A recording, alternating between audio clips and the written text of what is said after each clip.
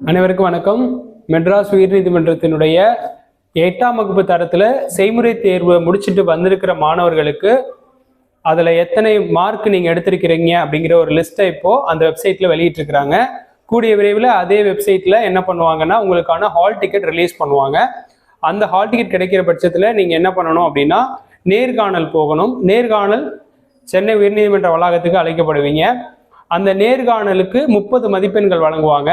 அந்த நேர்காணலில் நீதிபதிகள் உங்களிடம் கேள்வி கேட்பாங்க. அந்த கேள்விகளுக்கு பதில் சொல்றப்போ உங்களுக்கு அவங்க 30க்கு எத்தனை மார்க் கொடுக்கணுன்றத ஃபிக்ஸ் பண்ணிப்பாங்க. இதே மாதிரி உங்க கூட எழுதின 10th தரம் அப்படின்னு இருக்கும். அந்த தரத்துலேயும் நிறைய மாணவர்கள் நம்மக்கிட்ட இதுக்கு முன்னாடி பயிற்சி வந்திருந்தாங்க. அதில் இப்போ 20 மாணவர்கள் நம்ம நேர்காணல் நடத்தி கொடுத்து அதில் போய் செலக்ட் ஆகி இப்போ நிறைய மாவட்டத்துடைய கோர்ட்டில் வேலை பார்க்குறாங்க. அந்த லிஸ்ட்டு கூட வந்துட்டு போகும். அதனால நேர்காணலுக்கான வகுப்புகள் வேணுங்கிறவங்க கீழே ஒரு தொடர்பு எண் போகும், தொடர்பு கொள்ளுங்க. இப்போ இந்த ரிசல்ட்டில் என்ன வந்திருக்குங்கிறத நீங்க பார்க்கணும் அப்படின்னா எம்எஸ்சி ரெக்ரூட்மெண்ட் வெப்சைட்டுக்குள்ள போங்க. அந்த வெப்சைட்டுக்குள்ள போனீங்கன்னா ஃபர்ஸ்ட்லேயே ஒரு நோட்டிஃபிகேஷன் வந்திருக்கும். அதில் இருக்கிறது வந்து அந்த மார்க்குக்கான ஸ்கில் டெஸ்ட்டுக்கு ஒரு செலக்டட் கேண்டிடேட்ஸ் அப்படின்னு சொல்லிட்டு விட்டுருக்காங்க.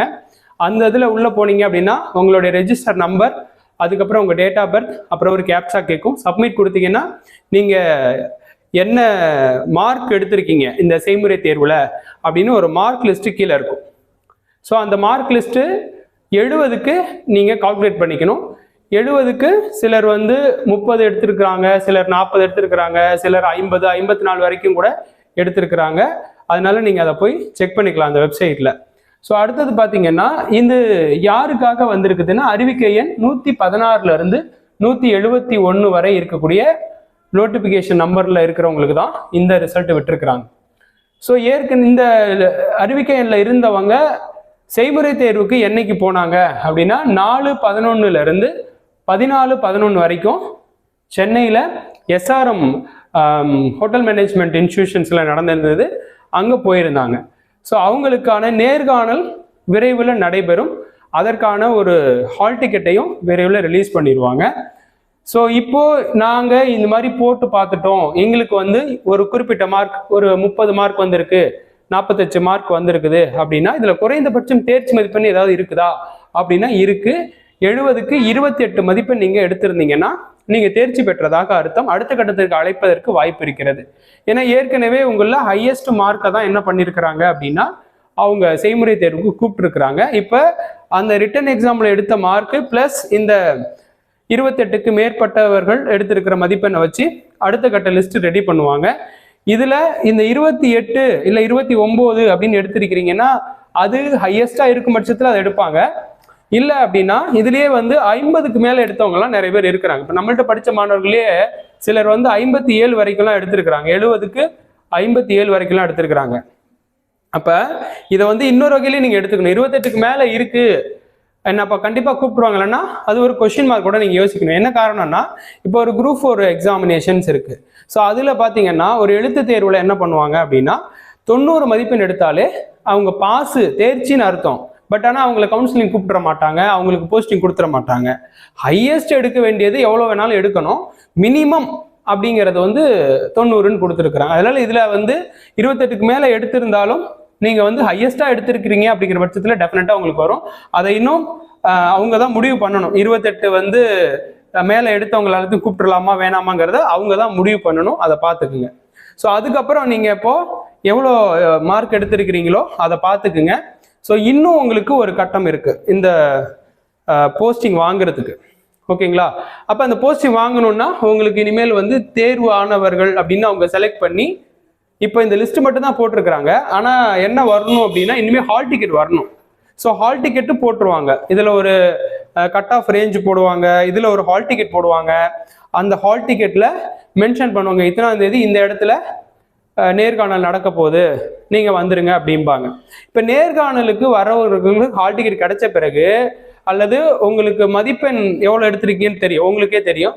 ஸோ அப்போ அந்த மதிப்பெண் நிறைய இருக்கா, அப்போ நம்மளுக்கு கண்டிப்பாக வரும்னு உங்களுக்கு ஒரு நம்பிக்கை இருக்குது அப்படின்னா நீங்கள் ஏற்கனவே செய்முறை தேர்வு போனப்ப சில வினாக்கள் நீதிபதிகள் கேட்டிருப்பாங்க. அது வந்து ஒரு ஒரு வகையில் உங்களுக்கு ஏதோ ஒரு சில மார்க் போடுறதுக்காக இருக்கலாம். ஆனால் அது நேர்காணல், முழுமையான நேர்காணல் கிடையாது. இப்போ நேர்காணல் அப்படிங்கிறது தனியாகவே நடைபெறும். அந்த நேர்காணலுக்கு போகும் பொழுது உங்களிடம் இருக்கக்கூடிய சான்றிதழ்களை முதல்ல சரி பார்த்துருவாங்க.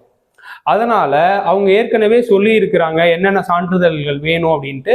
நானும் பல வீடியோக்கள்ல சொல்லியிருக்கிறேன். அந்த சான்றிதழ்களையும் நீங்க பார்த்துக்கோங்க. அதெல்லாம் நீங்க ரெடி பண்ணி வச்சுக்கணும். இப்போ அடுத்தது ஸோ அப்போ நேர்காணலுக்கு போகணுன்னா சான்றிதழ்களை இப்போ நீங்க ரெடி பண்ணி வச்சுக்கணும். அதுக்கு பிறகு இந்த நேர்காணல்ல நிறைய ஏரியாக்கள்ல இருந்து வினாக்கள் எழுப்புவாங்க. இது 10ஆம் வகுப்பு தரம் ஏற்கனவே உங்க கூட படிச்சவங்க மாணவர்கள் 10ஆம் வகுப்பு தரத்துக்கு நம்மகிட்ட நேர்காணல் வந்திருந்தாங்க. அவங்களுக்கு நாங்கள் என்னென்ன ஏரியாஸ் எல்லாம் ஃபோக்கஸ் பண்ணி கொடுத்தோங்கிறதையும் முன்னாடி இருக்கக்கூடிய வீடியோவில் போட்டிருக்கோம். அதே மாதிரி மாதிரி நேர்காணல் வகுப்பும் நாம நடத்தி கொடுத்துருந்தோம். அந்த மாதிரியா நீங்கள் அந்த மாதிரி நேர்காணல் கலந்துக்கிட்டீங்கன்னா உங்களுக்கு கொஞ்சம் அங்கே பதில் அளிக்கும் பொழுது இயல்பான பதில் உங்களுக்கு வரதுக்கு வாய்ப்பு இருக்கு. ஸோ அதனால இப்போ தேர்வானவர்களுக்கு விரைவில் அந்த வெப்சைட்லேயே ஹால் டிக்கெட் ரிலீஸ் ஆகும். ஓகேங்களா? ஸோ இப்படி ரிலீஸ் ஆன பிறகு நீங்கள் என்ன பண்ணணும், நான் நேர்காணலுக்கு போக போகிறேன். நேர்காணலில் 30 மதிப்பெண் இன்னும் எடுக்க வேண்டியது இருக்கு. இந்த 30க்கு நான் மினிமமாக ஒரு 20 இல்லை 25 இல்லை அதிகபட்சமாக 28 கூட நான் எடுக்கணும். ஏன்னா கடந்த முறை 10ஆம் வகுப்பு தரத்துலையுமே 170 மதிப்பெண் பார்த்தீங்கன்னா எழுத்து தேர்வுன்னு கொடுத்துருந்தாங்க. 10ஆம் வகுப்பு தரத்துக்கு 30 மதிப்பெண்கள் சான்றிதழ் சரிபார்ப்பு மற்றும் நேர்காணல் அப்படின்றது கொடுத்துருந்தாங்க. இதுல நம்ம வகுப்புல கலந்துகிட்ட ஒரு மாணவர் என்ன பண்ணியிருந்தாங்க அப்படின்னா 27 வரைக்கும் எடுத்திருந்தாங்க. 30க்கு நேர்காணல்ல 27 வரைக்கும் எடுத்திருந்தாங்க. ஓகேங்களா? அவங்க இப்போ போஸ்டிங்ல இருக்கிறாங்க. அப்போ நீங்க 30க்கு மேக்சிமம் எடுக்க ட்ரை பண்ணணும். அப்போ அந்த மேக்சிமம் எடுக்க ட்ரை பண்ணணும். நான் என்னங்க பண்ணணும் அப்படின்னா இனிமேல் நேர்காணலுக்கு நீங்க ப்ரிப்பேர் பண்ண ஆரம்பிக்கணும் திரும்ப. ஸோ அப்போ எங்கே இருந்தெல்லாம் கொஷின்ஸ் வரும், எப்படியெல்லாம் அவங்க நம்மளை கொஷின்ஸ் கேட்பாங்க, எல்லாத்துக்கும் நம்ம தயாராக இருக்கணும், அந்த ஏரியாக்கள் எதுன்னு தெரிஞ்சுக்கணும் அப்படின்னு இனிமேல் நீங்கள் அந்த தேடலில் இறங்கிடணும்.